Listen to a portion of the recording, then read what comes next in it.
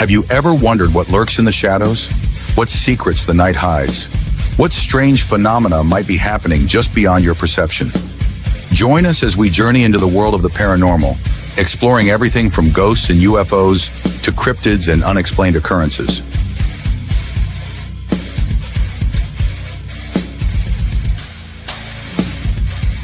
From haunted houses to all things paranormal, join us in the search for the truth behind the veil. Welcome to Paranormal 411.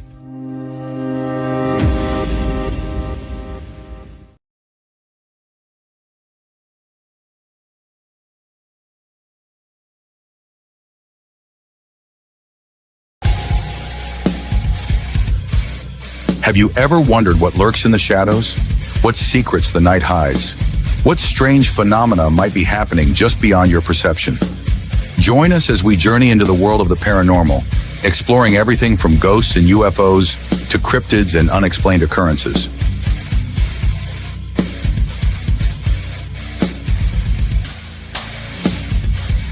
From haunted houses to all things paranormal, join us in the search for the truth behind the veil. Welcome to Paranormal 411.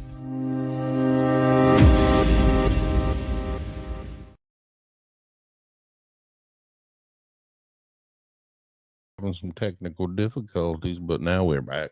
Got a new camera, and it's not wanting to cooperate with us. I hope you could hear us. Maybe. Come on. I think they ought to be now. I wonder why that changed back. I'm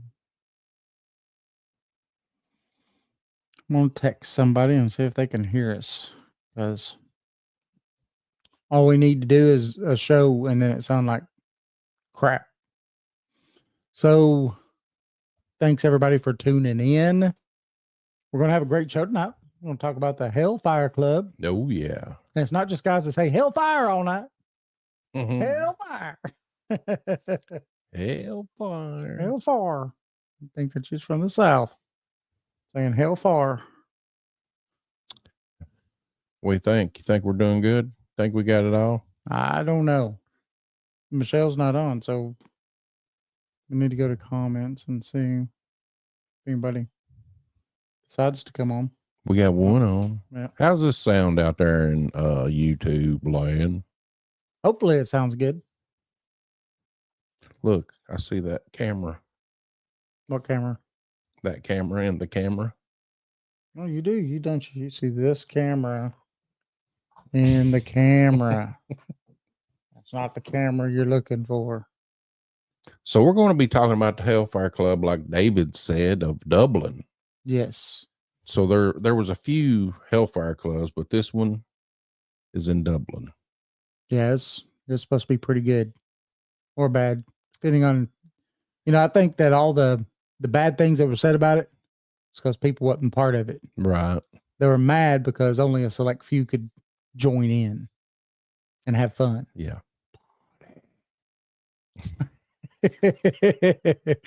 So that's my take on it. The Hellfire Club in Dublin was a notorious 18th century society that gained infamy for its reputation and alleged involvement in debauchery, blasphemy, hellfire, and occult practices. Hellfire. We got a lot of hellfires going on here. I see why they call it a Hellfire Club. You going to hell for firing on that stuff. Its primary meeting place was a hunting lodge situated on Montpelier Hill, which was a prominent landmark overlooking the city of Dublin. This location, with its commanding views and associations with the outdoors, provided a secluded setting for the club's activities, which they needed seclusion. That's right, because hellfire, no one else wanted to see what was going on. The debauchery part, that's what I was talking about. Yeah. And it didn't start too good for this club either. No. Yeah. right? Yeah, Because there's all kinds of crazy stuff happen. yes, fires, storms, uh, and a lot of people believe that it was supernatural that caused all this stuff. Yeah. So, I mean, wasn't right after they put the roof on the place, didn't it have a major storm blow through, like the storm of the Yeah. century that blew through and blew the roof off of it? it's crazy. Yeah. I know a lot of people's heard of Hellfire Club because of Stranger Things. You know, the Stranger series on Netflix. Uh-huh. Well, Eddie and all of the cast, like the kids, were in a club called the Hellfire Club, and they played Dungeons and Dragons. Gotcha. And it's pretty wild. Huh. I only watched like the first 2 seasons. I don't. That's it. I didn't watch anymore. It's good. It just got weird. Yeah, that's pretty good, I think. Yeah, is it? Hellfire. Hellfire. But now, before the arrival of the Hellfire Club, the site on Montpelier Hill held an ancient significance. Now, this place was home to a passage tomb dating back to the Neolithic period. Now, this is a testament to the long and intriguing history of the land itself. Now, this pre-existing archaeological feature added another layer of mystique to the location, and maybe even influenced the club's choice of meeting places. I could see it. Mm-hmm. Now, the club was built on land that was once a sacred site for the ancient Irish.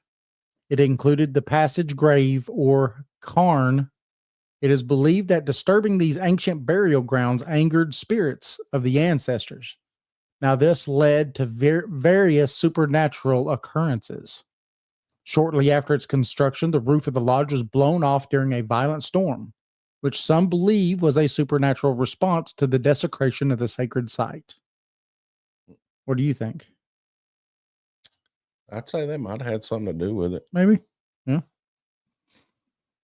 Hellfire.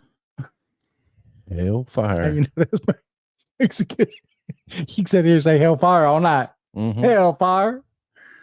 People know we're from the South then. When I was younger, there were my uncle's house was way out in the country in Philadelphia, and he lived probably about 100 yards away from, and it was across a road, and there was a trailer, single wide trailer sitting 100 yards away across the road. And every night that guy in that trailer would step outside or be sitting outside and say, "Hellfire!" Every night you'd hear it. Every night. Maybe he was part of the Hellfire Club. No, maybe.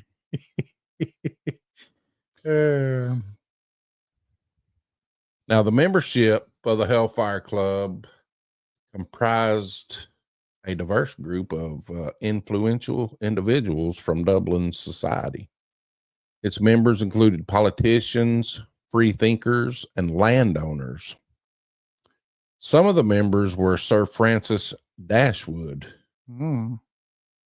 Robert Van Sittart, Thomas Potter, Francis Duffield, Edward Thompson, and Paul Whitehead, and John Montague, the 4th Earl of Sandwich. He was the Earl of Sandwich. The Earl of Sandwich. Is that near the Sandwich Islands? Oh, maybe. Well, he was the Earl of Sandwich, so. I know Sir Francis Dashwood is the one who founded it. Yeah. He did quite a few clubs when he was in his travels. Yeah. He was like a playboy. Yeah. Wasn't he also the one who got caught impersonating like King George the? No, it wasn't king. It was a monarch. It wasn't the king. It was, I forget who it was, but it was a monarch, and he got caught impersonating him, and it's like in France or something, wasn't it? Yeah. So the club was rumored to be devil worshippers. But in reality, they believed in neither heaven nor hell. Hello, Susan. Hello, Susan. How do we sound? You're the first person to talk to us tonight. Yeah. Other Can you members hear us? of the club wasn't revealed, and they aren't revealed. The club's activities were very secretive. Oh, thank you. And fueled by rumors of sensationalized accounts, allegations of blasphemous rituals, including mock Catholic masses, and the celebration of the devil's birthday. What was the devil? What's the devil's birthday? I have no idea. I didn't know he had a birthday. I thought you'd have to be God to know. Right? Should, yeah. I mean, I've never met anyone that says, "Hey, I celebrate the devil's birthday." Yeah. I wonder when it is. The 6th month of the 6th day of the 6th year, every 100 years, or maybe every 10 years if it ends at the 6th. Yeah, I don't know. That's just that's just so you get that 666 in, I guess in the year 666, it'd have been the best. Probably. I bet there was some crazy stuff going on then, especially on the full moon. Hellfire. Where are you going? You going? You doing? Where are we at? I've been looking stuff Some up. claims surrounding the club. I don't even know. I can't even. You might as well go ahead and take it off because I don't. The most notorious claims surrounding the Hellfire Club? No, Jonathan Swift.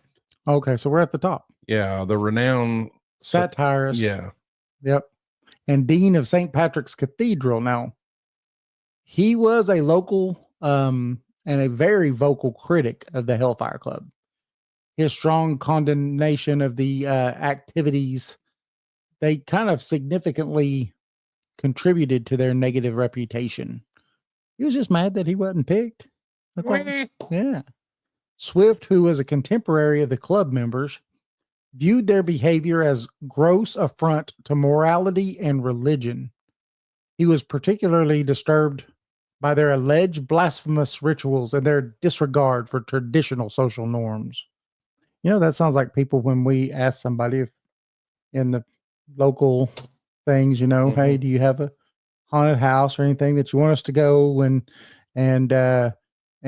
help you out with or anything like that you would need, us to come down and take a look at or something like that. And then people are like, oh, hellfire, you're calling in the devil. Summoning demons. You're summoning in them demons. Wouldn't touch it. Nope, not with the 10-foot pole. Watch out for them demon worshipers. If they were, the Bible. That's what it sounds like, though. If they were the Bible thumpers like they say they were, they would also read in the Bible that they're good spirits. I don't understand that. Why is everything a demon or the devil? I don't know. It's good. That part kills me when people automatically is like, oh, it's a demon. But on the other side of it, it's also funny because, religious people believe in those things and they believe in casting them out and getting them out. So do they believe that only a preacher can do it? Because that's not what your Bible says. Jesus himself said, these things that I do, you can do more. That's exactly what he says. You will do and more. Amen, brother. Says. Amen. So that's right. I'm going to stand on my pulpit. So, I mean, you can believe in Jesus and still go ghost hunting. That's right. And you can believe in Bigfoot and you can do anything you want to do. If you can believe in Tooth Fairy. Bigfoot don't believe or believes in you. So, I mean, yeah. He hopes that you stay out of the woods, though. Now, back over here to this. Swift was disturbed by their alleged blasphemous rituals and their disregard for traditional social norms. Now, in his writings, Swift referred to the club members as a brace of monsters, blasphemers, and botulinum is Botchinolins. What the heck? Botchinolins. What the heck is a botchinolin? It's somebody that does botchery. Debauchery. Debauchery. It's a group of debaucherers expressing his disgust and disapproval for their actions. His scathing critic likely resonated with many in Dublin society. Now, this further solidified the club's image as a group of morally corrupt individuals.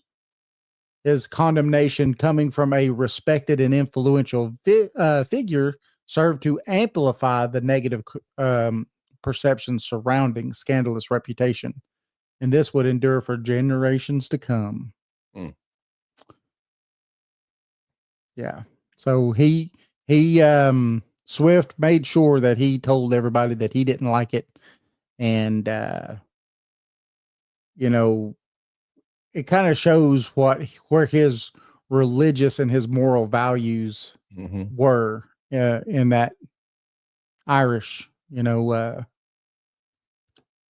during that times where they kind of set for that. So it's kind of weird. But I mean, really, you see the same thing today. We see it, like I said, we see it in ourselves when we try to just ask people, do you have anything that that's haunted? If you have a house that's haunted and you want someone to come and look at it, come. Yeah, even when we first started talking about stuff like this in 2012, some of the people I know referred to us as devil worshipers. And I have never worshiped the devil in my life. Nope. But I heard that he has the Oreos. And it's just...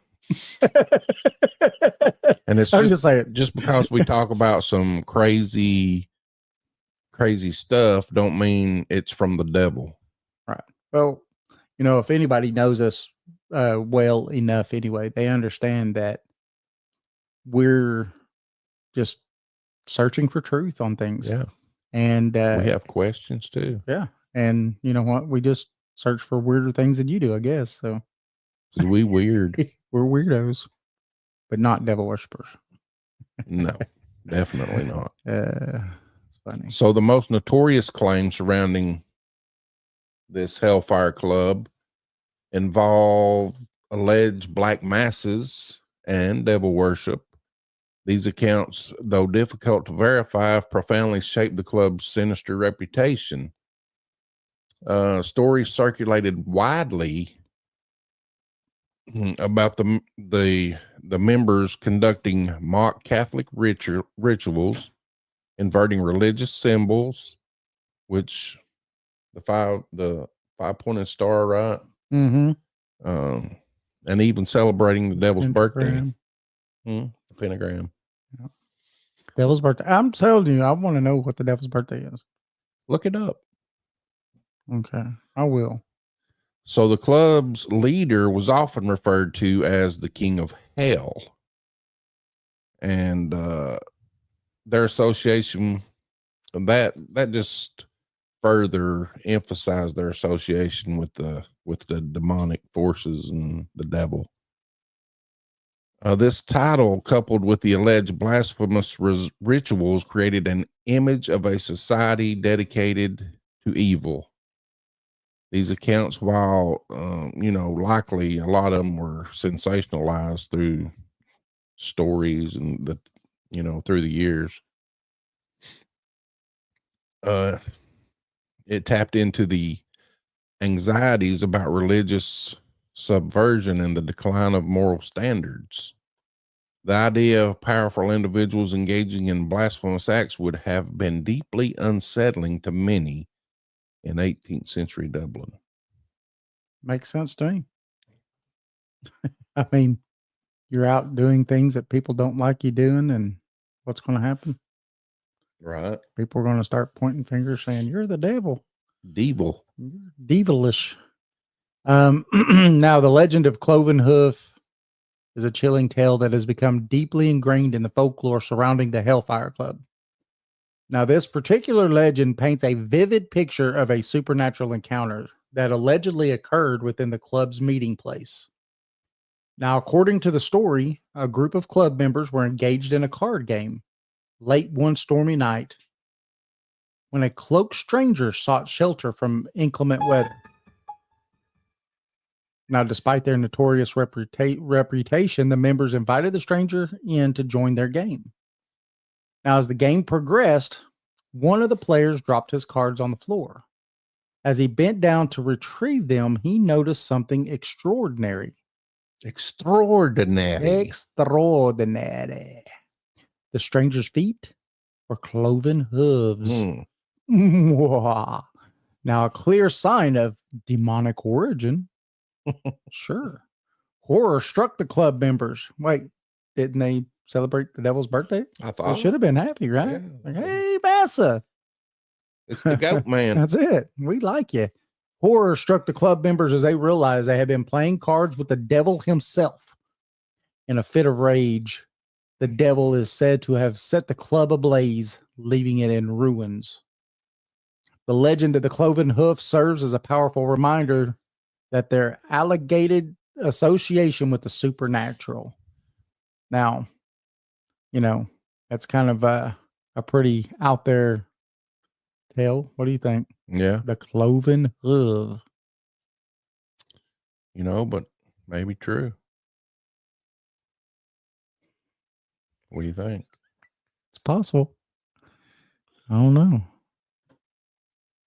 I know what we can do. What can we do? We can take a quick break. What? Yeah. Not a break. No? All right. Yeah, we can. Sure. I'm sure Susan would like for us to take a break. Yeah, we got one whole listener on here. Yeah. It is what it is. It's a Tuesday afternoon, I guess. Thursday. Tuesday night. Thursday. Oh, that's right. We're not doing Tuesday shows no more. Thursday. All right. We'll be back here in just a minute. In the heart of Madisonville, Tennessee, lies a pizzeria like no other. Step through the door of Legends and Lore Pizzeria and be transported to a realm where paranormal and cryptid encounters, along with mouth-watering pizza, go hand in hand. Meet Eddie and his crew, who serve up slices of the supernatural along with the best pies in town. With the walls adorned with eerie artifacts, indulge in piping hot slices that melt in your mouth and tease your taste buds. And it's not just the locals who love the incredible pizza. Legends and Lore has been selected as the best pizza joint in all of Monroe County. As lovers of everything pizza and the paranormal, the owners have mastered the art of crafting unforgettable combinations that will leave you wanting more. To stay connected with this mystical eatery, follow Legends and Lore Pizzeria on Facebook, where tales of their latest creations and upcoming specials will be shared. Make sure to browse their custom menu, featuring legendary pizzas like the Chupacabra Ranch and the Exorcist. So, whether you have an appetite for the supernatural or simply seek the best pizza in town, Legends and Lore is the place to be. Come for the unforgettable flavors, stay for the captivating stories, and find yourself in a world where legends and pizza collide. What if the world we know is merely a fraction of reality? What if there are forces, entities, and phenomena that exist just beyond our comprehension in the shadows of the unknown? Welcome to Paranormal 411, your gateway to the unexplained and the downright chilling. Get ready to rock with the electrifying sound of Catalyst, a band that's sure to leave you wanting more. With their powerful lyrics and killer riffs, Catalyst is a great sound in the world of rock music. You can listen and find Catalyst on Bandcamp, or go to the link at paranormal411.org and click on their banner.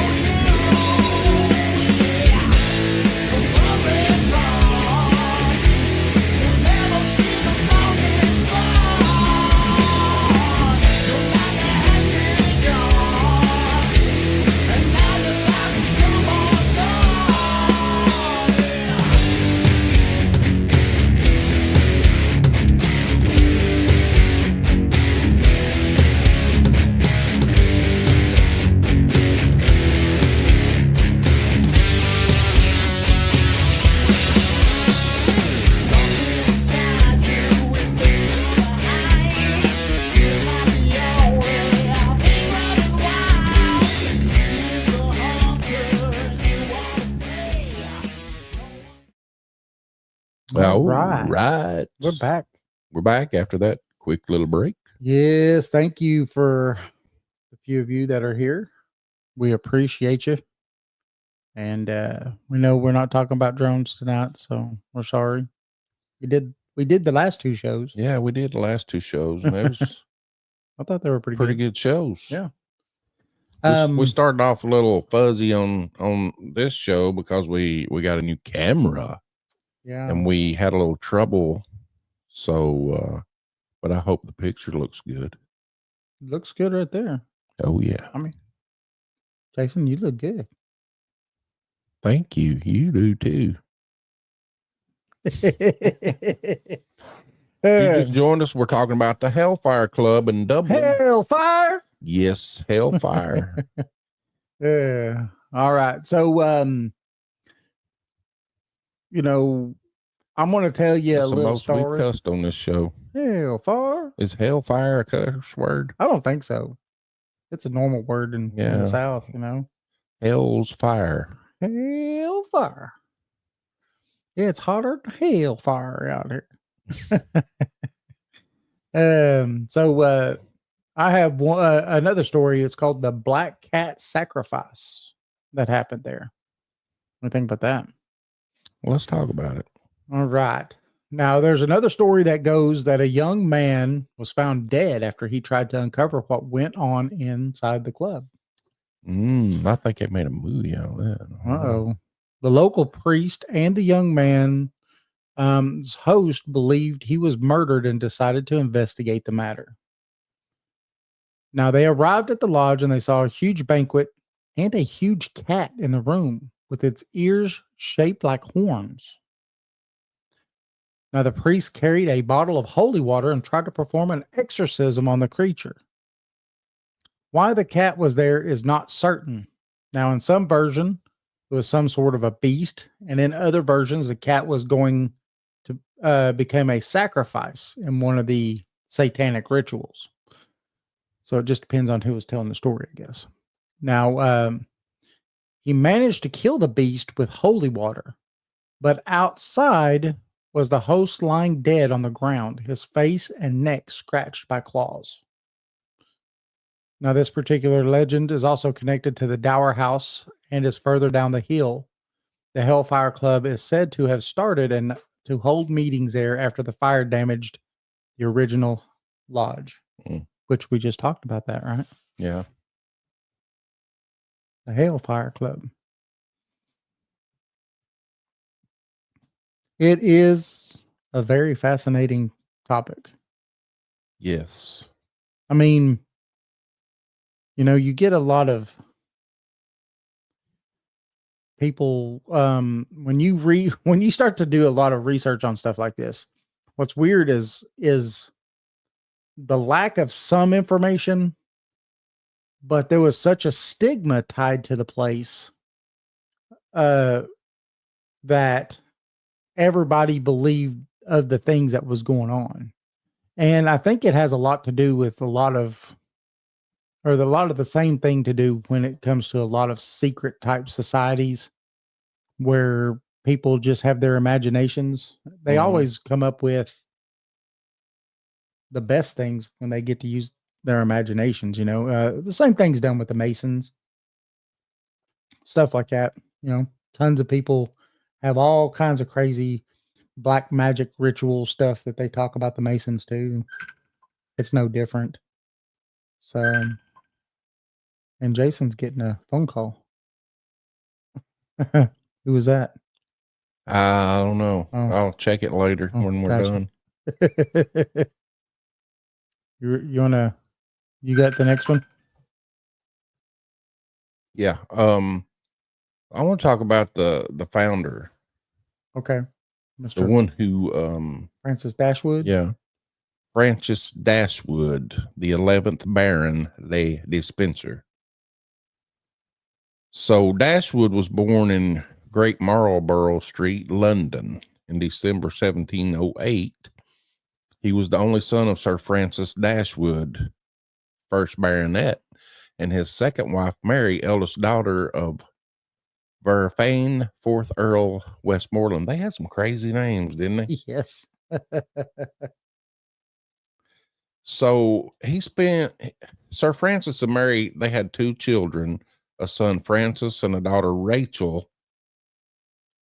Sir Francis also had 2 surviving daughters from his first marriage, and later 2 daughters and 2 sons from his third. So that man been around just a little bit. Well, he maybe played around in the Hellfire Club too.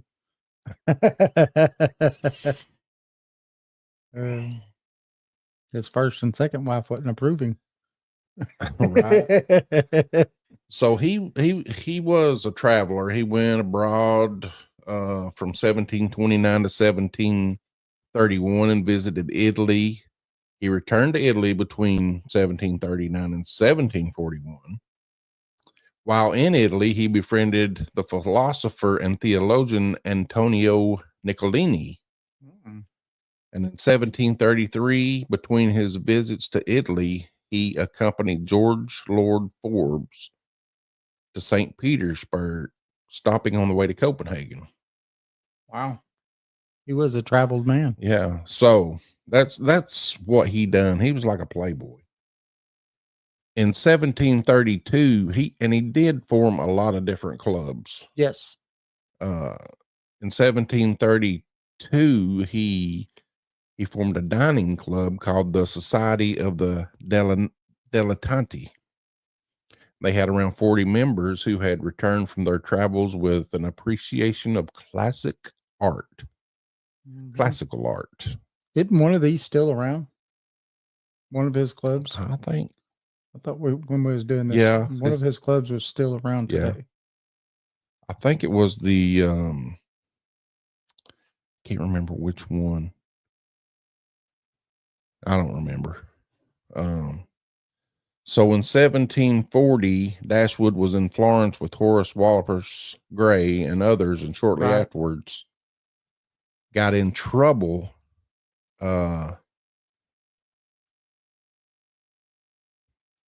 He got in trouble with Sir Horace Mann.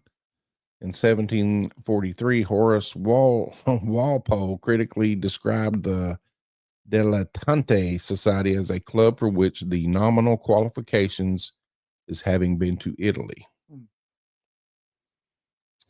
So I'm trying to find where that one club was that he right here. In 1744, he and John Montagu founded the Divan Club, or the Divan Club, for those who had visited the Ottoman Empire. Then on his return to England, he obtained a minor post in the household of Frederick Lewis, Prince of Wales. He just done a lot of stuff. It goes on and on. I know there was one. Here. One of his clubs is still existing, and I don't know which one it was. Yeah, I can't remember. But anyway, that's the founder, which was he's portrayed as like a playboy traveler. Well, Susan says that a lot of it was also that they held their meetings on Sundays and they thought that was blasphemous. That makes sense. Especially in a Roman Catholic, atmosphere. That would definitely be, actually, if I'm not mistaken, maybe more Protestant, because Roman Catholic is Saturdays. They go to church on Saturdays. So, you got anything else over there? No, I was trying to look up the devil's birthday, but I couldn't. Oh yeah, we still haven't found that. No, because that was intriguing to me. I mean, Yeah, who wouldn't want to know the devil's birthday? I mean, everybody might be accidentally celebrating it and not knowing it. One thing is, though, that's funny is that a lot of people say that. Now, I don't know what 19th of May, May or whatever. I don't know, but it's a Danish king. Let's see. Where's it at? I had it just a minute ago. Right there, 19th of May. Is it's a humorous term in Denmark and Norway referring to the 19th of May as a royal decree by King Frederick III of Denmark. It was issued on 17th of December 1656, and it ordered that loan repayments and payments of interest should take place on these dates. So they called them, the devil's birthday. Devil's birthday. Yeah. So it was just a humorous thing that they did, but let's see. But when you look it up, that's one of the first things that pops up. That's what's crazy. So these members of the Hellfire Club also like to drink. I mean, if you're in a club, it's like a frat party. They were notorious for heavy drinking excessively. And one of the beverages of choice was called scalthine, I think is how you pronounce it. Scalthine. That went along with their debaucherous lifestyle. Right. Hey, you just got to debauchery. Be, like Susan said, blasphemous and debaucherous. Gonna be doing all kinds of debauchery. So scalthine was a potent concoction made by mixing whiskey with hot butter. This unusual drink was said to be a favorite among the club members, and it contributed to the atmosphere of excess and revelry that characterized their gatherings. Whiskey and hot butter. We ought to try that. I like whiskey. I like butter. I like butter. I don't know about hot butter. Hot butter's pretty hot. Maybe when you mix it with the whiskey. I don't know. Everything I say was Satan was never born. He's a fallen angel. That was my thing at the beginning when I said only God should know, because he created him. That's what they're saying here. Let's see.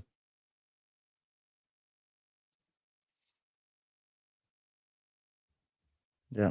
I can't find anything in here that says the devil has a birthday.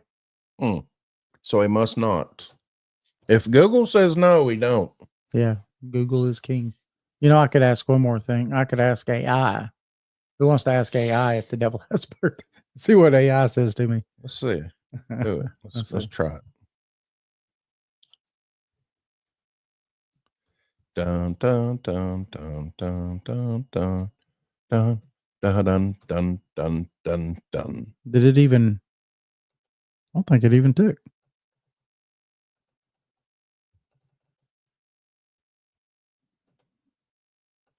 Wow. Let me do my music again. Yeah. Dun dun dun dun dun dun dun dun dun dun dun dun dun.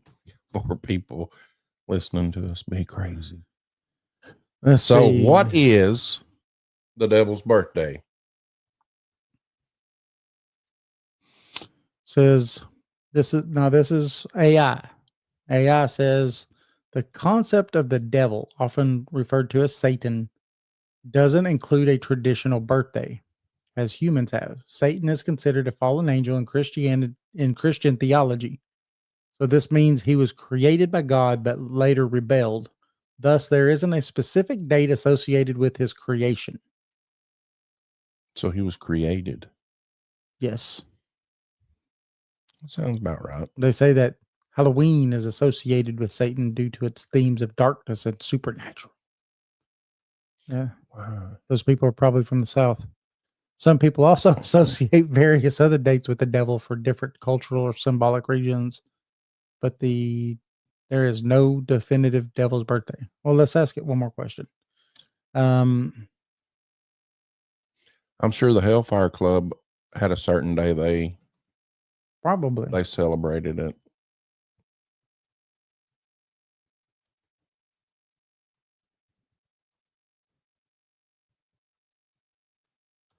Let's ask it if people celebrate the devil's birthday.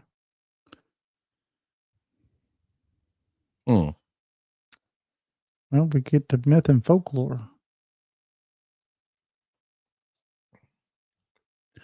Various myths and pieces of folklore that might mention dates associated with the devil, but these are not based on religious or historical facts. That's the thing about AI. It can be pretty crazy sometimes. Nope. Nothing. Wow. Yep. So the Hellfire Club, it serves as a reminder of the enduring human fascination with the occult. And the unknown. It highlights the power of rumor and sensationalism in shaping historical narratives and enduring appeal of the mysterious and the forbidden. You're right, Susan. That's exactly what we just came up with. Yeah. But it's fun to have a show and be able to say debauchery. Debauchery.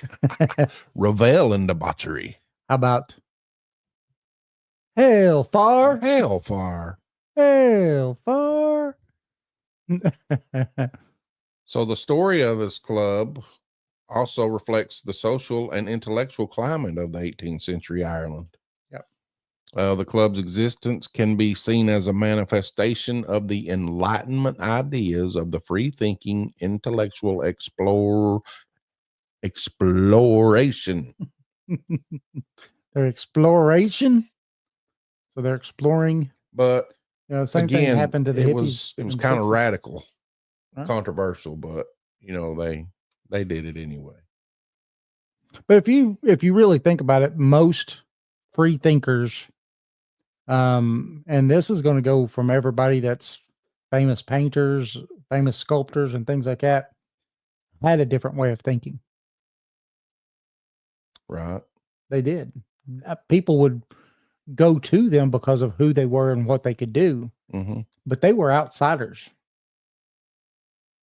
Yeah, they were crazy people. Right. Known as crazy people. Right. Weird. Yep. Most people with high intellects are. Yeah. Never been accused of that one. I've been accused of being weird, but not of a high intellect. Well, Susan laughed. woo-hoo-hoo-hoo-hoo. That's about all we got on the Hellfire Club. Hellfire. Hell for it. If nothing else, it was fun just to be able to say hellfire 100 times. And debauchery. And debauchery. And blasphemy. Yes. Be blasphemous. And get to talk about people who have told us that we're summoning up demons by going and ghost hunting. Yeah. That was fun too. Hey, remember, you can find us at paranormal411.org, Paranormal 411 on Facebook, YouTube, and X. Remember to tune in live on Thursdays from 7 to 8 p.m. Also Saturdays from 8 to 10. Also on Saturdays from 10 to 11, if you're in the metro Atlanta area, you can catch us at WDJY-FM. That's 99.1 FM. Now, if you live outside of Atlanta, you can still listen at WDJYFM.com, or you go to paranormal411.org, click the link. And we're on Subspace Radio and all major podcast platforms. Remember, we do have a book out, East Tennessee Hauntings and Lore Edition 2. Oh, yeah. That is East Tennessee Hauntings and Lore Edition 2. It's available on Amazon. Or you go to paranormal411.org, click the link, buy a book or 5. Hey, it is getting close to Christmas. Oh, yeah. Join us. I want to thank everybody for this Hellfire night. Hellfire. Remember, Saturday we'll be here at 8 o'clock live. We're going to be talking about Romania. Yes. And their Bermuda Triangle. Yeah, the Romanian Bermuda Triangle. It's going to be a fun show. Yeah. It'll be a little bit more on the paranormal side than what tonight's show was. Well, the Hellfire's a little Hellfire. strange. Hellfire. No, it is a strange place. I think a lot of the stuff, though, as we talked about, was from that guy just being mad at them for not, allowing them into the club. And like Susan said, they held their meetings on Sundays, and that was seen as blasphemous. Yeah. Blasphemers. A lot of people don't do anything on Sunday. Yeah. Just rest. But they wouldn't like it in the Reagan household because that's usually when the most work gets done. See, Susan says that she's been told the same thing, that being a paranormal investigator is worshiping the devil. It's absolutely not. And it is crazy for someone to even think that. Crazy. Right. You're conjuring up the evil Oh, spirits. Lord. Oh, that's right. I ain't got my button. My button ain't there. There it is. There's my button. All right. All right. Everybody have a good night. We will see you on Saturday night. 8 p.m. Be here at 8 We'll have another great show. because Jason will be here. Oh, yeah. I'll be here too. Yeah, Thank it you, was Susan. very interesting. Thank you. Thank you, Susan. It's an interesting topic. It really is. Yeah. And Jason can say that this was a topic that Jason picked. So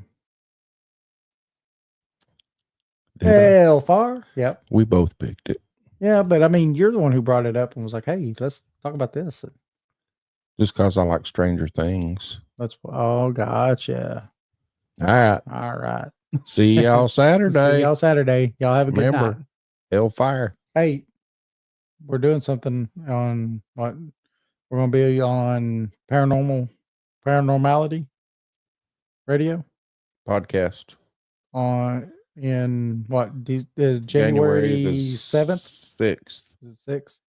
We'll let everybody know when that. Now that's a true podcast, so it will not be live, but you can see us in February the 10th, right? Yes. The Knoxville library. We're going to do a talk on the paranormal. So Yeah. come and bring popcorn because we're all going to be hungry. No, I'm just kidding. Come and join us because it's going to be fun. It'll be a fun time. And hopefully Jason and I will have our new book out at that time talking about The paranormal. the paranormal. So we'll see. See y'all. All right. Have a good night.